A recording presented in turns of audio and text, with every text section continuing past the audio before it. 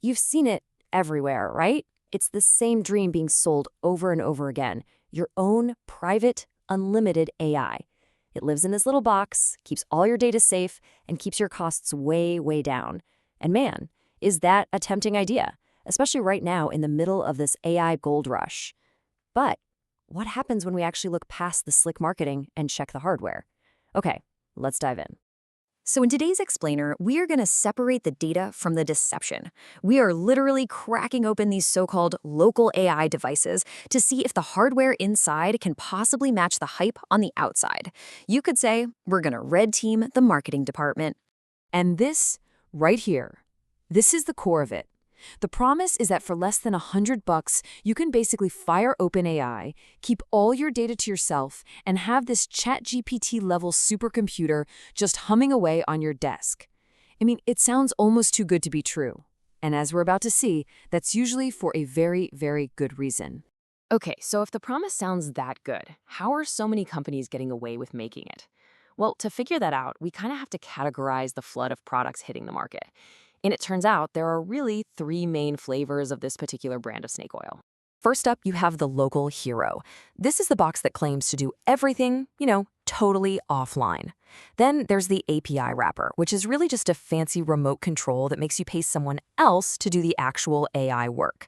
And my personal favorite, the secret sauce box. This is the one where the creator won't show you any specs because they've supposedly rewritten the laws of physics, but they will absolutely take your pre-order money right now. So let's really focus on that secret sauce box. What actually happens when those huge marketing claims crash headfirst into bare metal physics? It all starts with the most critical, and honestly, the most common limitation: memory. Plain old RAM. Look, when you're building a device that sells for under $100, your hardware budget is tiny. We're talking maybe $50. That severely limits your options. You're probably looking at a low-power Celeron, an Atom, or more likely, a cheap little ARM processor on a single-board computer. And crucially, you're getting maybe 4 to 8 gigabytes of RAM, and a lot of the time, it's even less than that. And this gets to the absolute heart of the problem. See, a large language model isn't like a normal computer program. Its brain, what we call its weights, is a massive file, often many, many gigabytes in size.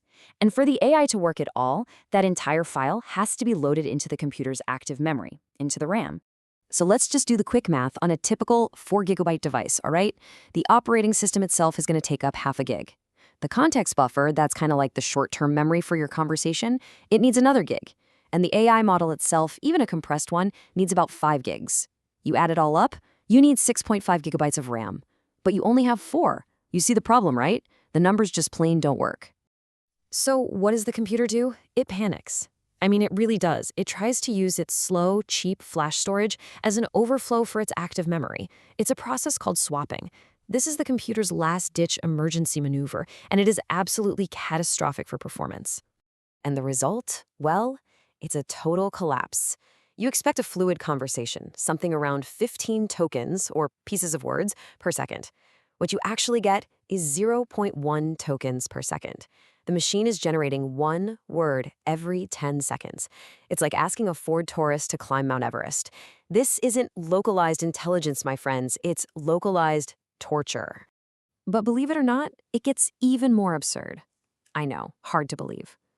Let's move to the very bottom of the barrel and see what happens when we're not even dealing with the luxury of gigabytes anymore. So when you crack open some of these so-called AI devices, you don't even find a computer chip. You find an ESP32S3 microcontroller.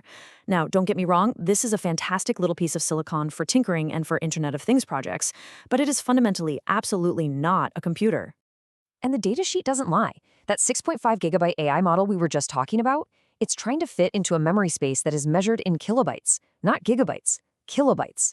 This isn't just a performance problem anymore. This literally defies the laws of computing. It's like trying to catch a giant anvil with a tiny little glass table.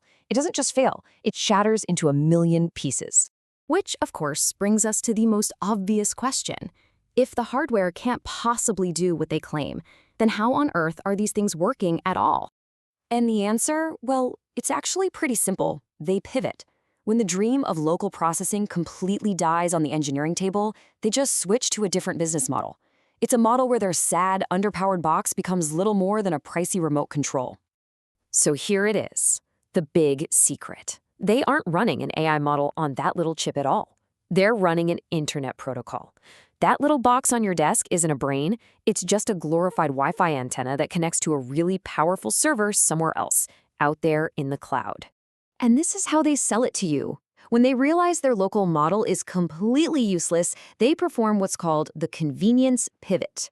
All of a sudden, the fact that you have to bring your own OpenAI API key, which is basically your password to their service that you have to pay for, well, that's not a failure anymore. No, it's a feature for your convenience.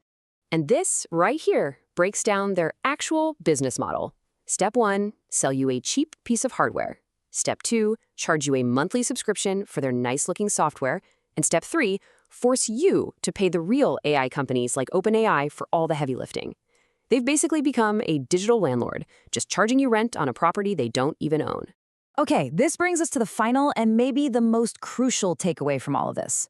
When you are faced with a claim that sounds like pure magic, your best defense is always a little bit of physics. And you'll find that physics right there in the data sheet. Just how absurd is this claim that they're making?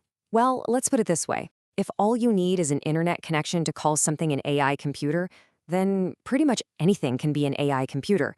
And to prove it, we present to you the TurboGrafx 16 AI Assistant. That's right, we actually built a system that takes an input from an old video game cartridge, uses that same tiny ESP32 chip to send a prompt to a real AI in the cloud, and then it displays the answer on an old-school CRT television. I mean, by their logic, this 1987 video game console is now a cutting-edge AI device. It's ridiculous, of course, but it works on the exact same principle as their products. And that's the real secret, isn't it? These companies, they aren't selling a technological breakthrough. They are selling a magic trick. And the trick only works on an audience that hasn't been taught to look at the specs, to read the data sheet, and to check the math for themselves. And at the end of the day, that's what this all comes down to. You can make any claim you want in a marketing presentation, but in the world of bare metal engineering, where the code actually meets the silicon, magic tricks always fail when you check the logs. So, the next time you see one of these incredible promises for a cheap, private AI box, you'll know what to ask yourself. Is what you're really looking at a genuine piece of technology, or is it just a very, very clever magic trick?